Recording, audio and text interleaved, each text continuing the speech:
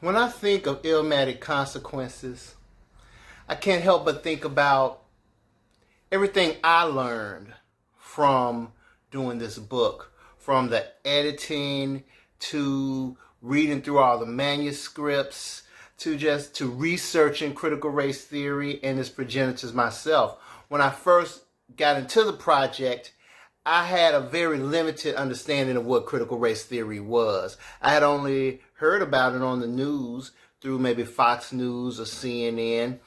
And it's interesting because when I think back, watching the news back then, when people used to talk about critical race theory, there were a couple of common elements. For me, the biggest one was they never mentioned who created critical race theory and what critical race theory actually was, right?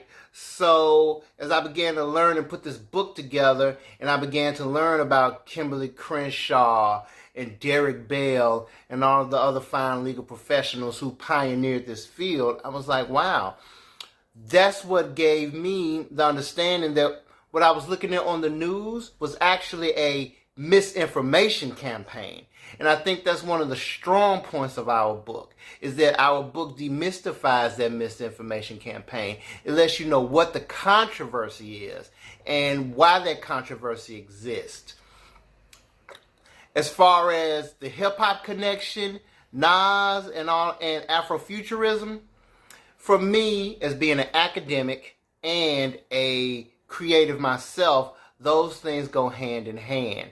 Derek Bell himself was a civil rights legal professional, but he was also a science fiction writer, a notable science fiction writer. His story, Space Traders, appears in Dark Matter, 100 Years of Speculative Fiction, which is the first volume that brought together black science fiction writers, right, from at least 100 years ago, all the way up to the present time, or the present day when it came out in the year 2000.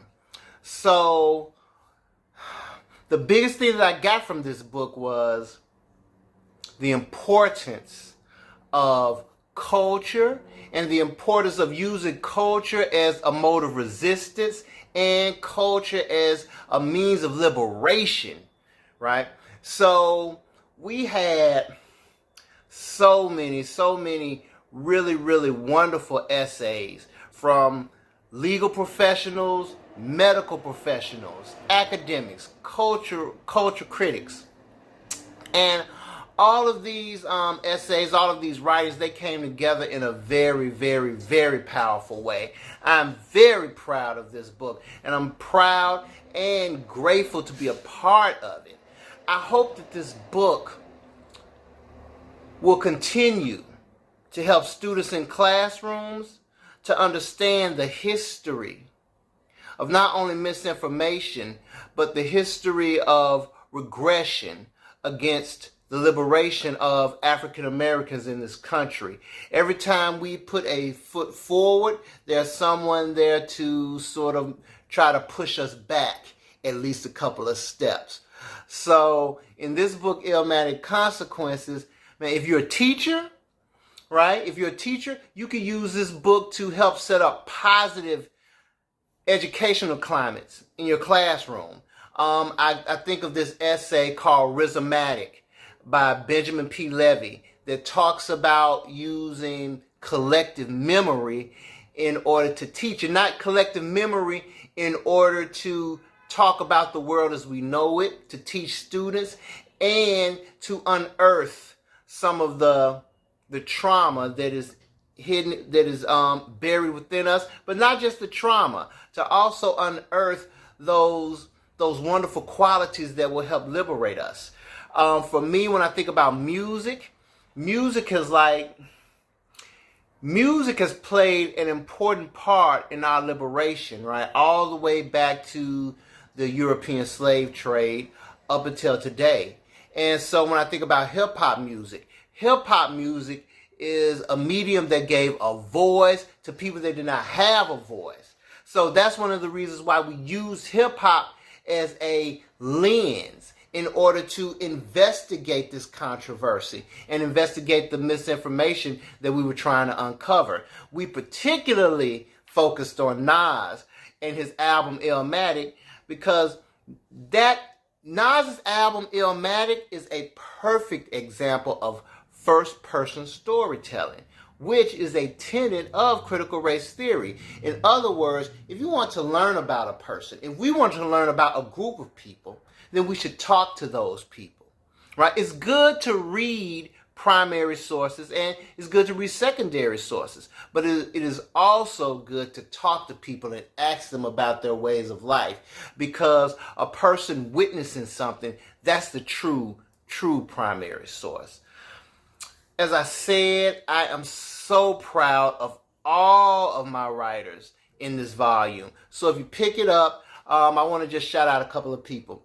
Rhonda Penrice, her essay, Hip-Hop Always Represented Even Before CRT Became a Conservative Talking Point, is excellent. It gives a historical account of hip-hop's place in not only resistance against oppression, but also its place in educating African people and teaching them about their roots, teaching them a true, unbiased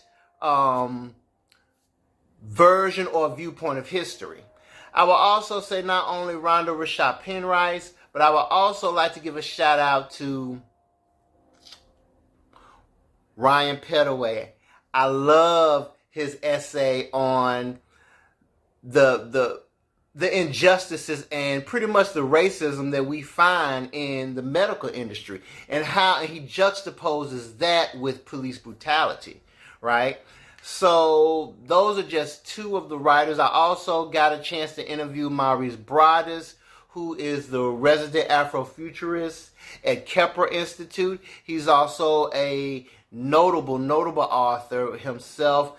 And we had a really wonderful conversation on what it is like to decolonize mental spaces.